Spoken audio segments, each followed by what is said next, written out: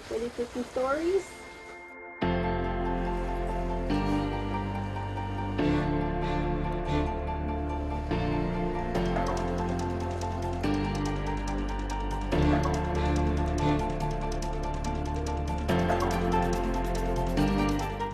Hello everyone, welcome to another session of Doxie, Fozzy, and Friends.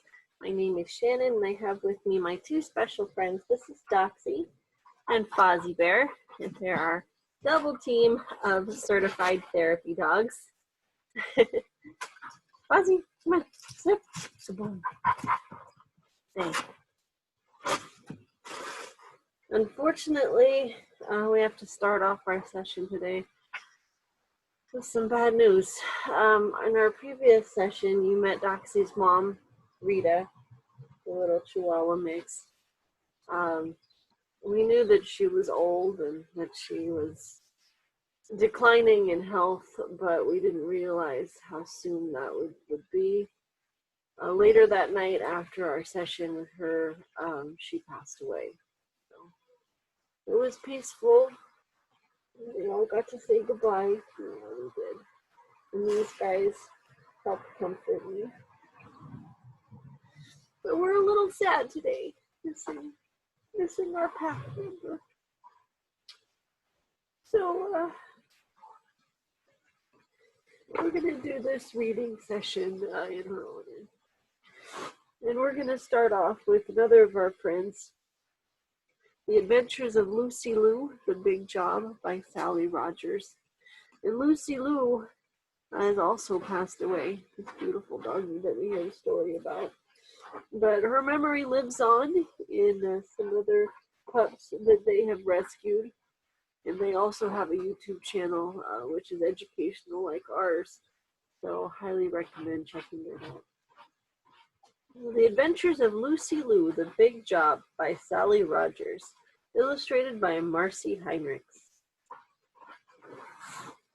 It says, to Shannon loves Sally Rogers, thank you. She's a good friend. It says, Lucy Lou, dedicated to our grandchildren, Mila, Liam, and Logan, and to great Nana Louise. Love, Nana and Opa. And there's the real Lucy Lou as a puppy. Very cute girl. My name is Lucy Lou, and I am the cutest basset hound puppy, with long, droopy ears, shapes of black hearts on my fur, scrunched up little black nose, and little brown freckles on my body. I am a puppy out of a litter of 7 puppies. I wanted to be adopted and to have a home of my own.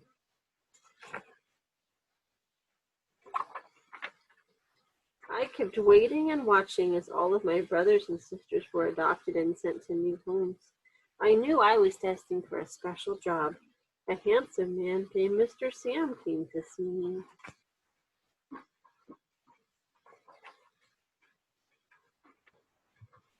When Mr. Sam saw me wiggle my tail, my long droopy ears, shapes of black hearts on my fur, my scrunched up little black nose, and little brown freckles, he knew I was right for the big job. Mr. Sam adopted me and brought me home to live with him. We live in a beautiful home with lots of green grass to play on.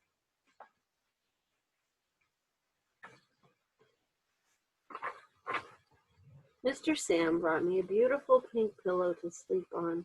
However, at night I like to sleep under the covers by Mr. Sam's feet. Mr. Sam brought me a beautiful pink necklace with my name Lucy Lou and diamonds on it. I was a princess ready to do the big job.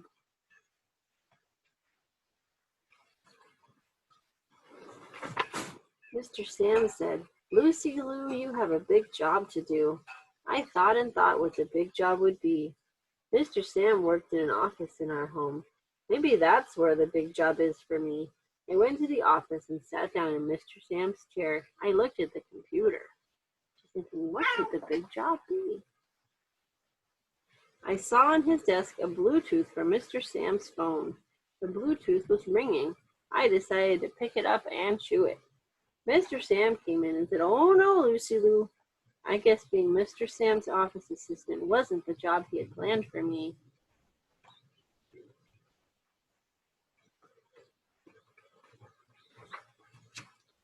My nose tickled and I smelled barbecued steaks. I sniffed and sniffed and my nose took me right to the refrigerator.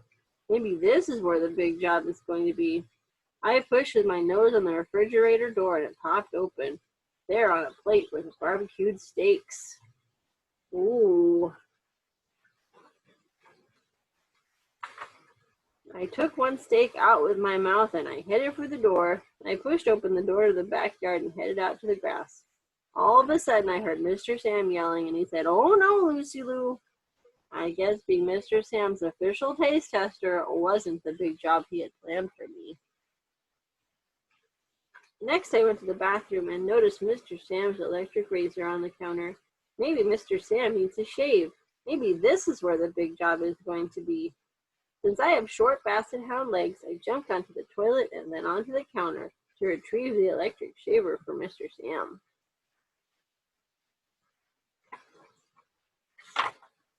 I jumped down to the floor. Did you know basset hounds can fly with their big ears? I took the electric shaver out to the living room rung and decided to chew it a bit. I heard Mr. Sam yelling and he said, "Oh no, Lucy Lou." I guess being Mr. Sam's personal butler wasn't the big job he had planned for me. Mr. Sam said, "Lucy Lou, I need your help in asking Miss Sally to marry me." I howled a big "roo, roo, roo." Mr. Sam picked up a blanket, some roses, and me and drove to the park.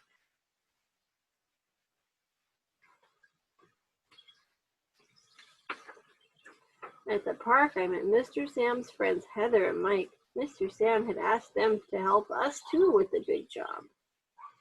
First, they laid out a big blanket and put rose petals on the blanket that spelled out, "Will you marry me?"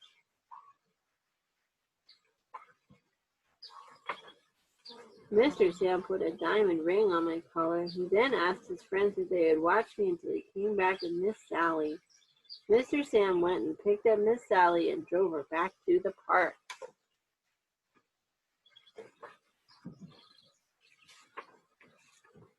Heather and Mike saw Miss Sally and Mr. Sam walking towards the blanket. They set me down by the blanket and said, "Lucy Lou, do your job." Heather and Mike ran and hid behind a big tree. Mr. Sam had asked Heather and Mike to film the big job.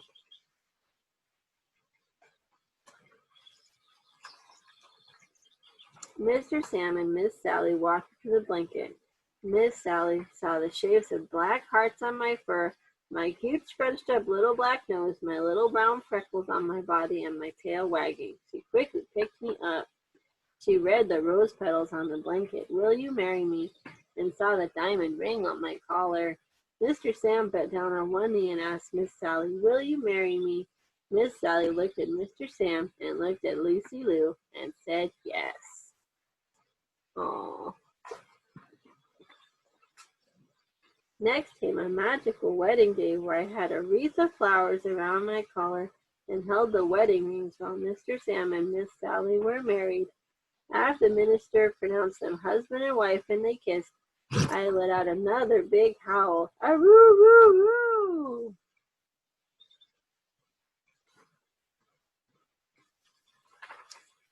Now the big job was done, and the three of us lived happily ever after. P.S. I make sure that Mr. and Mrs. give me plenty of belly rubs and doggy treats.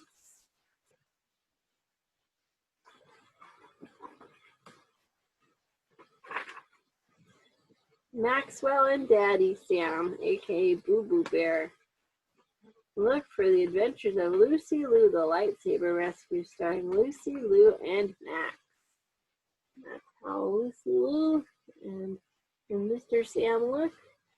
And over here is Lucy Lou and Mama. Miss Sally. So yeah, we miss our friend Lucy Lou. She was a good donkey. Yeah, she was. And she helped a lot of children, just like you guys do. Our next book is about a Pika. It's a little native Sierra animal. It's very good at camouflage and hiding. So we'll see if we can find the Pika in each part of the story. Called It's Nice to Be a Pika. Text by Molly Woodward, photographs by Tom and Pat Vinson. It's nice to be a Pika perching on a rock. Pikas live in rocky places high in the mountains. Here we are. Eating flowers, munching leaves. Pikas eat all kinds of plants. Sometimes they eat food where they find it, and sometimes they save it for later.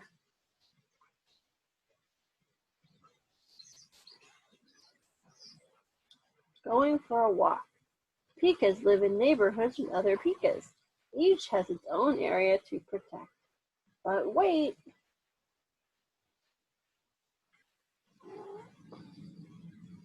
Who's that?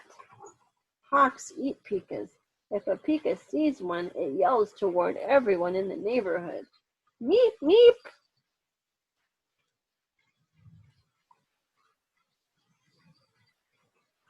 It's nice to be a Pika sitting on a stone. It says, you can't find me. Can you find a Pika? Pikas blend in well with their rocky surroundings. This is called camouflage. Let's see if you can find the Pika.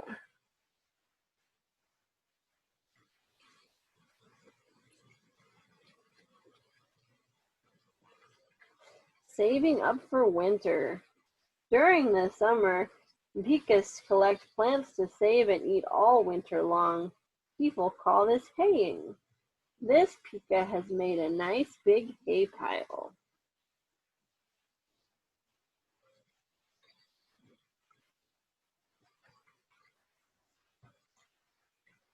Curling up at home. When winter comes, Pikas are ready, cozy in their houses between the rocks. With hay.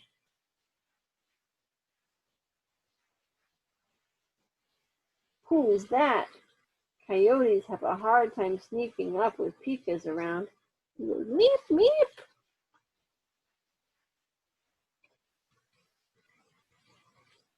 You can't find me. Home is on a mountaintop. It's nice to be a Pika. If you can find the Pika in this story.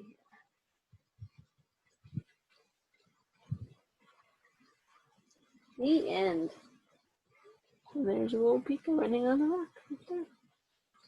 So we're going to finish up today with our book for older readers, Time Cat by Lloyd Alexander. We've been reading for a while.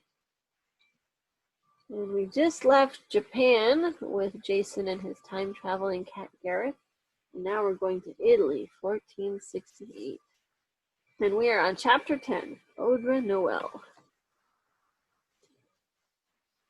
Ichigo's throne room became a mountainside. Jason looked about for Gareth. Ears cupped forward, whiskers quivering, the cat was crouching at the mouth of a cave listening. Jason himself only heard a thin breeze that wound a ribbon through the rocks. Below, in the golden blue of the late afternoon, the mountain fell away into small hills rolling toward the valley. A castle tower rose in the distance, behind a white village and silver-green orchards of olive trees. Something's in there, Gareth said. I can hear it scuffling around. The cat sprang lightly to one of the rocks. Say hi, he cautioned. If you don't know what you're going to meet, at least keep on top of it. Jason followed the cat to the upper arch of the cave and pressed himself against the rocks. Whatever it was began coming out. Whatever it was a boy, lanky, bony, with a shock of bright copper-colored hair. He was a few years older than Jason and much taller. At the cave mouth, the boy blinked at the sunlight and blew out the small torch he carried. Jason, expecting he didn't know what, breathed a sigh of relief. The boy heard, spun quickly, shouted in surprise. His movement started Jason off the rocks. Gareth bushed out his fur. For a moment, everybody looked terrified of everybody else. Gareth bristling, Jason scrambling up from the pebbles, the boy raising his torch like a sword. Then the boy began to laugh. That was wonderful, he chuckled. At first I thought you were a bear, and look at your cat. His fur's still up. He must have expected a monster to come and carry him off. He didn't expect anything of the kind, said Jason. He does that when he's surprised. He doesn't like to be made fun of either, Jason added. I'm not making fun, said the boy. I think it was beautiful. Did you see his eyes? They were like round fires, and the way he had his paws all stiff in front of him with claws ready, and his jaws open. You could see his teeth. Didn't you ever see a cat before? Of course I did, said the boy, hundreds of them. But just because you've seen something, it doesn't mean you stop looking. There's always something you didn't see before. The tall boy, whose name was Leonardo, led the way down the mountain path. They skirted the village and the olive trees. Hatless, Leonardo strode with his head high and thrown back a little. The bright hair made his face look as if the sun were shining on it. He talked rapidly about a dozen different things, one after another, without waiting for Jason to answer. About volcanoes. Had Jason ever seen any? What made fire come out of the ground? Was there a place inside the earth that still burned? If so, why wasn't the ground hot? Leonardo's voice was strange, excited, and made Jason think of bright colors, all shifting back and forth. By the time they reached the rambling farmhouse with its flower gardens and vegetable gardens, the vineyards heavy with misted clusters of grapes, Leonardo's conversation had turned from volcanoes to fish to beetles to birds. Inside the house, Leonardo's family already sat at the long dinner table. A man in a handsomely tailored doublet looked up irritably. If you're late again, you could find your own dinner in the woods. The older man beside him chuckled. I think it will be a long day, Piero, when you keep Leonardo from the table, no matter how late he is. He turned to the copper-haired boy. So what have you found this time? Beetles? Butterflies? A boy and a cat, Leonardo said. Everyone noticed Jason and Gareth and began talking all at once. Sir Piero, Leonardo's father, pounded the table for silence. He called Jason over and looked at him carefully. Now speak up, boy. Give me the truth. You're a runaway apprentice, I can guess that much. What's your trade? Mason?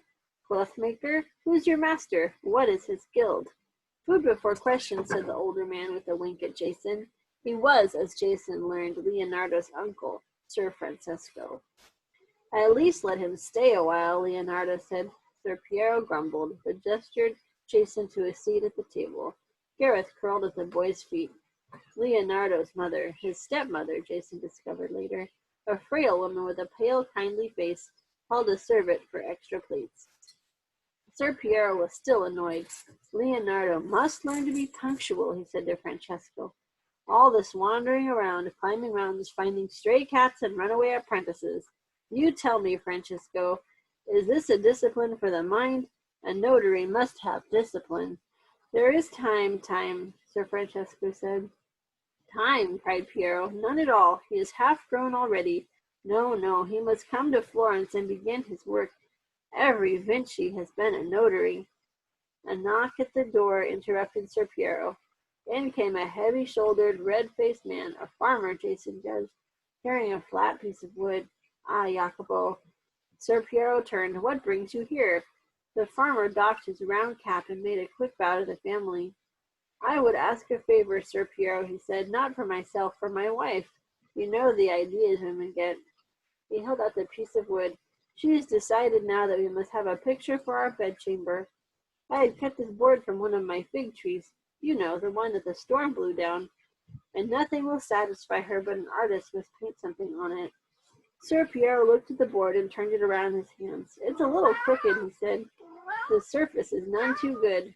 What would you have me do with it? The Vincis are notaries, not painters. As a favor, Jacopo said, take it with you when you go to the city again. There must be a painter in Florence who will decorate it cheaply. A few ducats are all I can afford. Sir Piero nodded. Very well, Jacopo. I shall attend to it. Jacopo bowed again. Thank you, Sir Piero. I hate to trouble you, but it is for my wife, you understand. After the farmer had left the house, Leonardo picked up the board and examined it carefully. Why take it to Florence, father? He asked. I can decorate it here. Sir Piero gave a loud laugh. Francesco, do you hear the boy? He can decorate it. He turned to his son. My dear Leonardo, Jacopo wants a painting for his ducats, a real painting by a real artist. I can draw, said Leonardo, and I can make my own colors. Piero sniffed. Sir Leonardo talks like a master craftsman. Hold on, Piero, Sir Francesco put in. I have seen the boy's sketches. They are not without skill. I don't deny, Sir Piero said, that he has a little knack for a boy at his age. But they are trifles, the work of idle hands and an idle mind. He should be thinking about business, not daubing paint. Why not? Francesco asked, if he prefers it. Art is an honest trade. As an amusement, Sir Piero said, it is harmless. But to do nothing else, no. For a notary, it is not suitable. But I'm not a notary, Leonardo cried. You will be, Sir Piero answered sharply, as soon as I can arrange it. I can see I already have waited too long. Leonardo tightened his lips and turned away angrily. Now then, Sir Francesco said, there should be no quarreling between father and son. As an honest man, Piero, you must know there is only one fair answer to this. I do, said Piero. He must come to business immediately. Let the boy have his chance, Francesco urged. If he wants to paint Jacopo's board, let him. Then take it to Florence. Show it to Sir Andrea Verrocchio, a friend of mine. Sir Andrea is a master of all the arts. He will give you his opinion. Sir Piero hesitated. And suppose Leonardo ruins the board? I will buy another to replace it, said Francesco, and pay for it out of my own purse. Sir Piero thought for a few moments. Very well, he said. It is time we decide the question once and for all. He tapped a forefinger on the board in Leonardo's hands. You think yourself an artist? We shall see what you do with this. Touching the board, Leonardo jumped to his feet. Yes, he cried, we shall see. Come on. He beckoned to Jason. The two boys, followed by Gareth, hurried upstairs to Leonardo's room. Tacked on the door was a sheet of paper with a strange inscription Jason could not read at all. It says, keep out, no visitors, Leonardo explained. It doesn't look like it, said Jason. That's because I wrote it backwards, Leonardo said. Don't you ever look at things backwards? Audra Noel. That's my name, spelled the other way around. That's what I did on the sign, but double backwards. If you hold it up to a mirror, the letters come right again. It's my secret code. But if you don't want anybody in your room, Jason said, I don't see why you wrote a notice nobody can read. Nobody pays any attention to signs, said Leonardo. The notice is there just to be mysterious. If I want to keep people out, I tell them so. Inside, Jason looked with amazement. Tables crowded with piles of paper, collections of butterflies, rocks, pressed flowers. A squirrel raced back and forth in a small cage. In another cage, a sleepy green snake lay coiled. Great bottles and jars held clumps of moss and long-tailed speckled lizards. From another bottle, a few fish stared at the inquisitive Gareth. On a table, Leonardo had set a water bottle over a candle flame. Did you ever notice how the bubbles come up? Leonardo asked. I've been watching them. There must be something inside, something invisible. I don't know what it is. Perhaps the philosophers in Florence know, and someday I'll ask them. First, I want to try and find out for myself. Leonardo reached down and took a sheaf of papers from a pile on the floor. He handed them to Jason. This is what my father was arguing about. Jason leafed through them. There were drawings of plants and animals, a picture of the squirrel in its cage. On one sheet, Leonardo had sketched a flower, very large and cut down the middle to show the inside. Sir Piero's face, sober and serious, looking exactly like him, covered another page. And on another, a cartoon of Sir Francesco in the middle of a sneeze. What will you paint for Jacopo? Asked Jason. I don't know yet, Leonardo said. I have to look at this board for a while. It is badly bent at that. I'll have to smooth it down.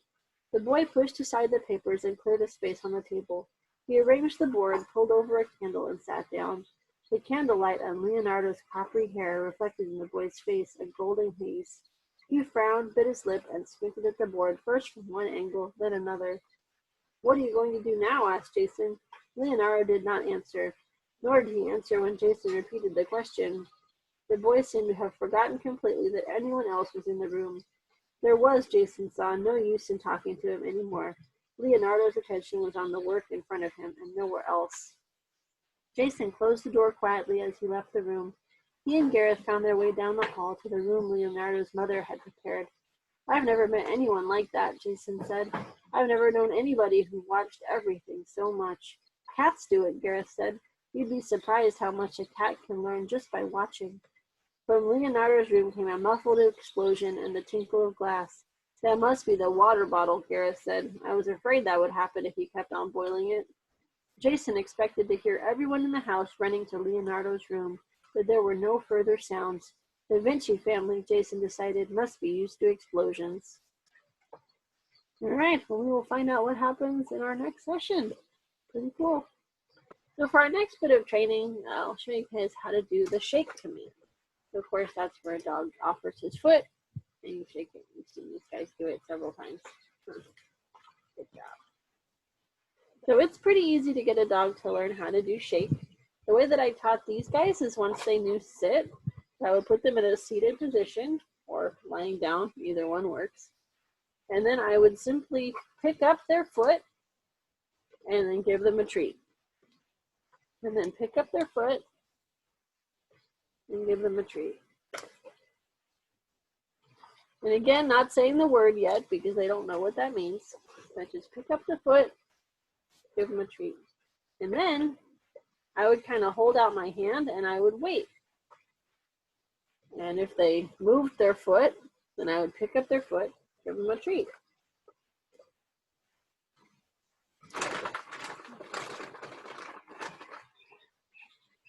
And then eventually I would hold out my hand and wait. And if they offered their foot to my hand, then I would give them an even bigger treat, special reward. And then I started adding in the command. So I would pick up the foot and I would say, shake. And then of course the hand signal is offering the hand in.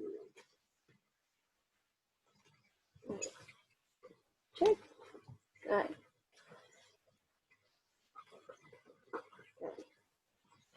And so sometimes you can actually get them to do it with both feet, and you can do that with the picking up the other foot and giving the treat. So Fozzy's better at that than Doxie is.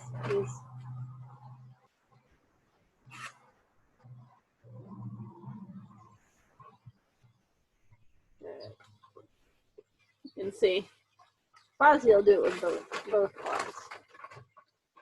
We haven't quite got that far with Doxie on it.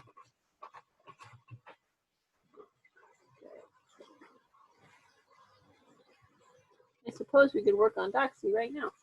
Lie down, Fozzy. Good. Lie down. Okay. Doxie.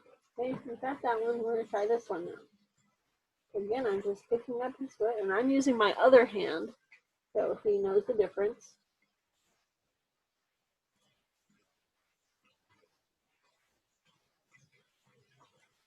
So this one.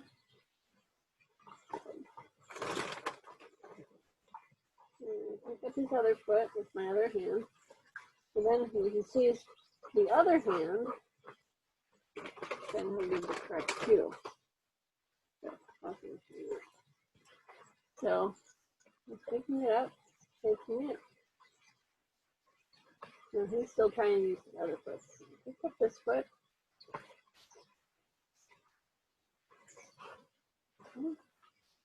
Fozzy's got it.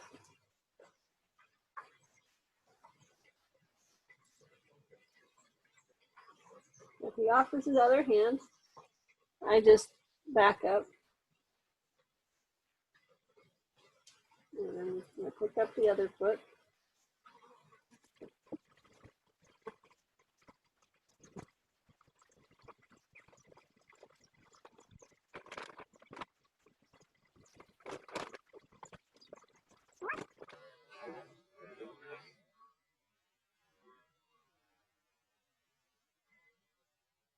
Good. So that time he moved the foot that I'm going for. Good. So he gets a bigger reward when he does that. And then when we get to the command, it'll be other one. So we've got shake and then other one. And he's back using his original foot. I'm going to pick up this one.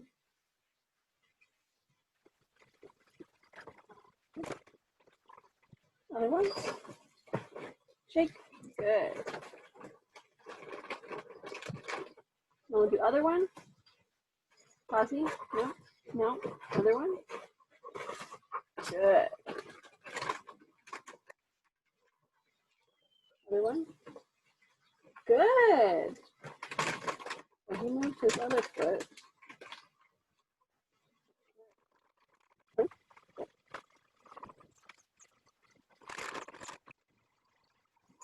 So we'll keep working on that and see if Doxie gets it for our next session. And you guys can work at home too. Do we have any questions today from our audience? This one, you guys are noticing the pool in the background. Yes, they do go in the pool.